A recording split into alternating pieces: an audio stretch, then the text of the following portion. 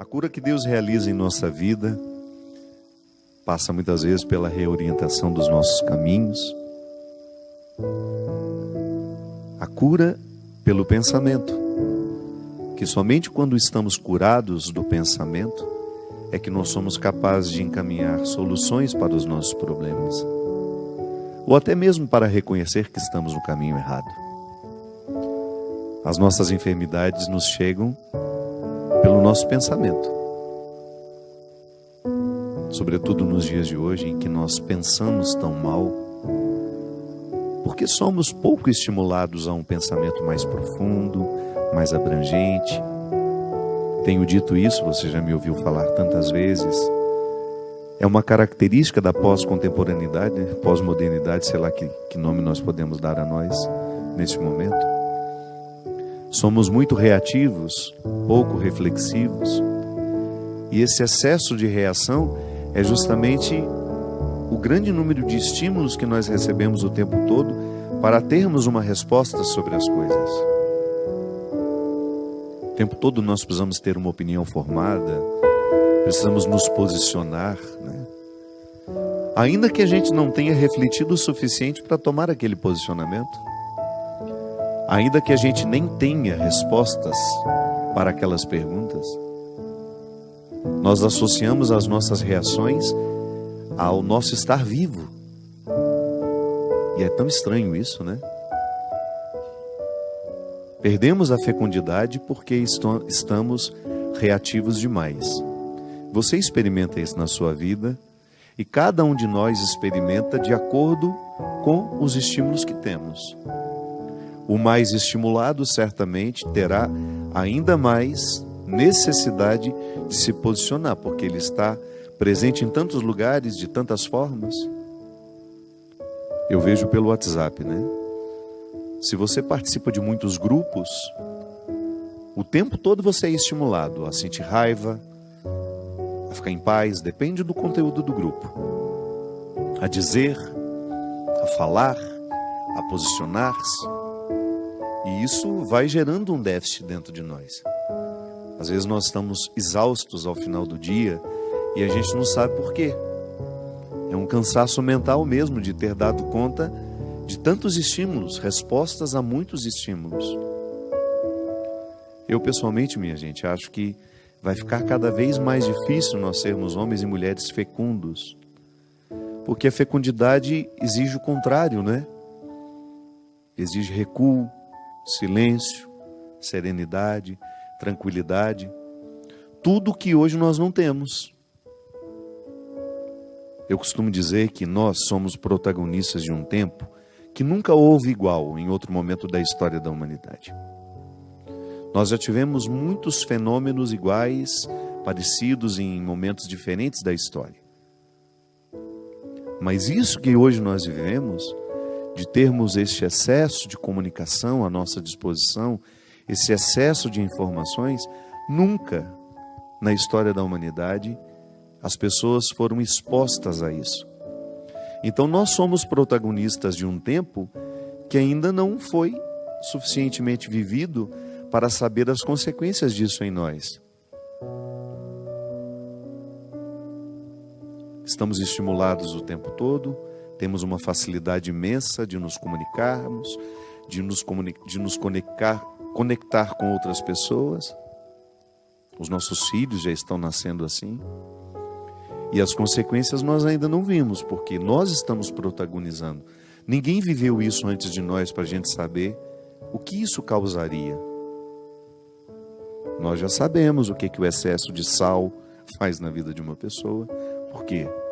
Muitas gerações já morreram antes de nós por conta do excesso de sal na alimentação. Nós já vimos muitas pessoas morrerem por causa do cigarro, porque outras pessoas viveram antes de nós. Eu fico pensando, né? Até que a ciência chegou à conclusão, a associação do câncer com o tabaco, quantas pessoas, quantas gerações inteiras morreram sem saber que usar aquele cigarro, fumar aquele cigarro, estimularia células cancerígenas, produção de células cancerígenas. Quantas pessoas morreram por não saberem que o excesso de sal elevava a pressão arterial, aumentava o risco de AVCs, as pessoas morriam disso e a gente nem sabia o que tinha acontecido com elas. Em outros séculos, as pessoas morriam de um fenômeno que é comum ainda hoje, claro. As coisas não mudaram, o sal continua fazendo mal. Só que hoje nós somos conscientes, né? Já avançamos para compreender aquilo que foi vivido antes de nós, com os olhares auxiliados pela ciência. Então nós já sabemos que cigarro mata. Então se hoje eu acendo um cigarro, eu já acendo consciente do mal que ele me provoca. É por isso que é tão estranho, né? O vício é uma mobilização cerebral que nos faz esquecer dos malefícios daquilo que nós procuramos. Então, quando eu estou viciado numa determinada situação, eu fico cego para aquilo que é maléfico no que me vicia. É por isso que uma pessoa, mesmo estando consciente de que o cigarro faz mal, ela acende o cigarro mesmo assim. E continua alimentando um ciclo de morte, porque joga para dentro do corpo o tempo todo substâncias tóxicas que fazem mal. É estranho porque que a gente escolhe isso, né? Mas faz parte. O álcool é a mesma coisa.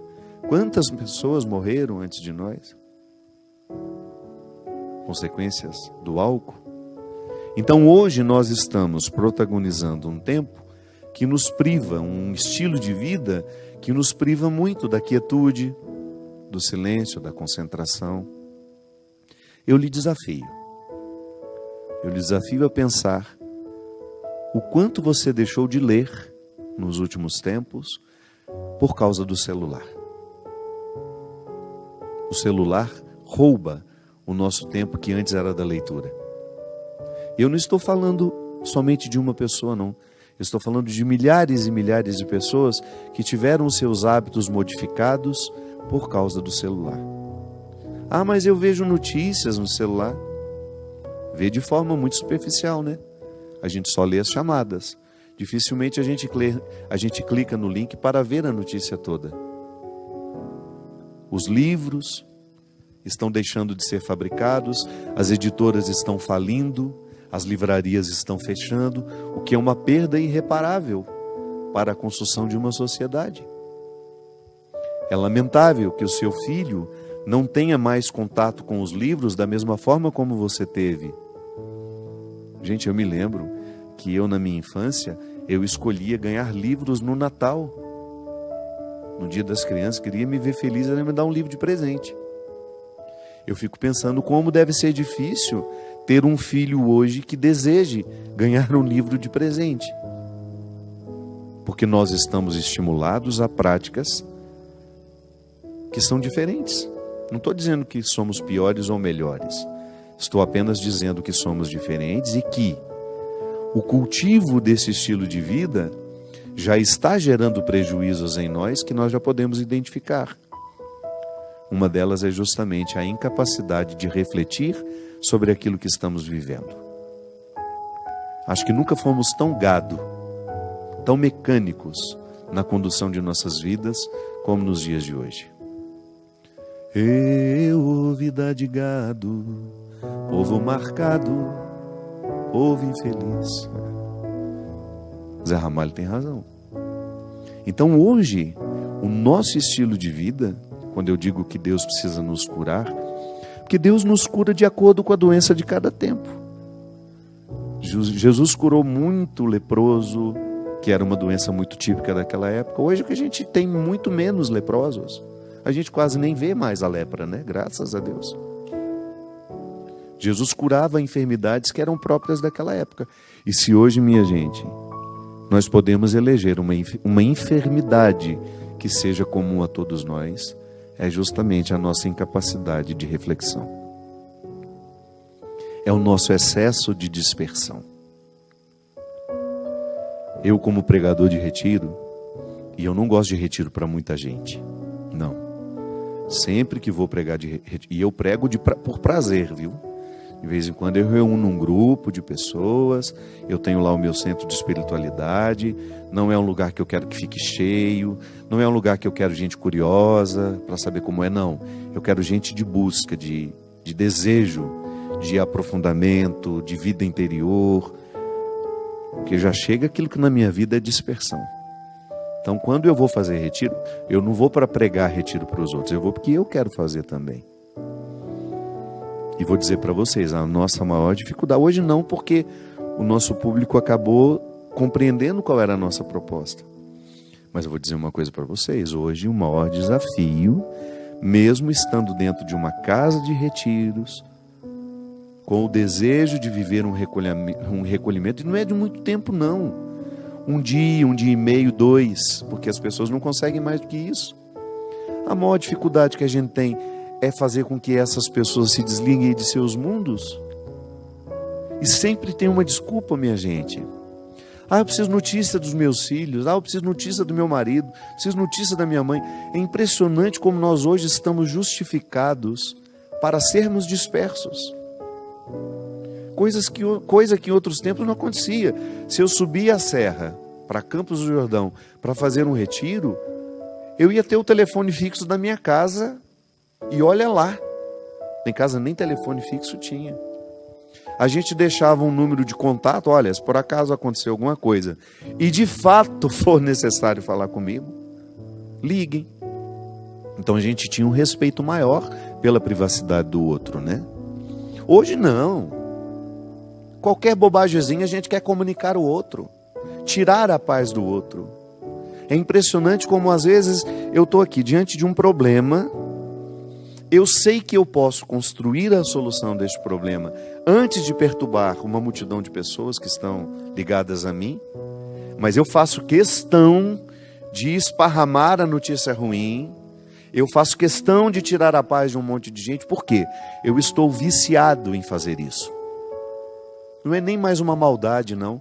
É um comportamento que já não é mais livre. Isso é muito interessante a gente prestar atenção. O meu comportamento, eu o tenho de forma livre ou eu tenho de forma condicionada?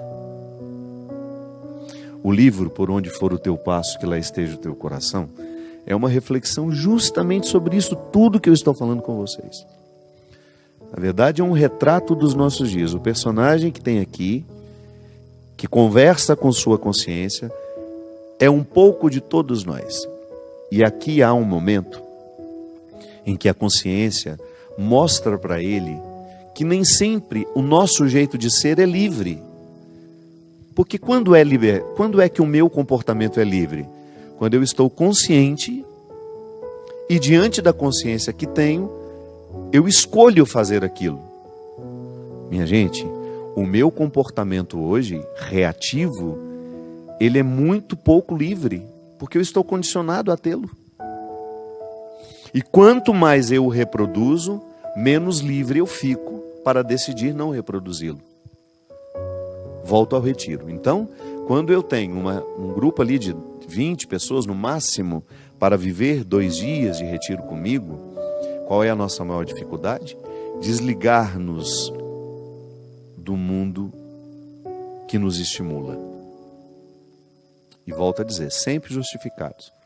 Dá um intervalo entre uma palestra e outra, em vez de sair, contemplar aquela natureza maravilhosa que nós temos, respirar um ar puro, que isso faz falta. Eu, quando subo a Campos do Jordão, que é um dos meus lugares preferidos no mundo, quando eu respiro aquele ar, quando eu olho para aquela, eu esqueci como é que chama, é uma coisinha vermelha que dá nos cascos das árvores. Não sei se aquilo é um fungo, é uma bactéria, que líquen. O que é isso, um líquen? É um fungo? Um líquen. Joga aí no Google para a gente saber. Só dá em lugares em que o ar é puro, não é isso? E eu fico tão feliz de ver que tudo lá tem líquen nas árvores. Aí eu respiro profundamente. Por quê? Ali eu estou vivendo todos os rituais que o meu corpo precisa para o desligamento. Tudo aquilo que me cansa. Graças a Deus, o celular não pega. Então, às vezes, as pessoas ficam penduradas na ponta das árvores para ver se elas pegam um sinal. Tamanha ansiedade de saber o que está acontecendo. Nós temos uma pretensão de comandar o mundo que é uma coisa absurda. Nós somos muito prepotentes. A gente sai de casa e a gente acha que a nossa casa vai parar porque a gente saiu dela. Deixa lá seu filho se virar um pouco com seus filhos. Às vezes a casa vai ficar até melhor sem você lá. E quando você voltar, eles vão perceber o quanto você é importante dentro daquele contexto. Deixa as pessoas sentirem um pouco a sua falta. Não insista com a sua presença. Mas nós não estamos livres para não agir assim. Estamos todos muito condicionados. Todos muito condicionados a ter respostas rápidas o tempo todo, a responder porque o outro vai nos enchendo aquela caixa de mensagem, vai enchendo, vai enchendo, vai enchendo, vai enchendo. E você tem um mal-estar, um cansaço que passa justamente pelo excesso de cobrança que você sabe que existe. Minha gente, nós estamos exaustos e essa exaustão passa pela dimensão espiritual. Nós temos vivido muito pouco os rituais que descansam o corpo. Nós vamos para o nosso quarto, o livro fala disso, nós levamos o nosso invasor autorizado, que é o celular, deitamos com ele.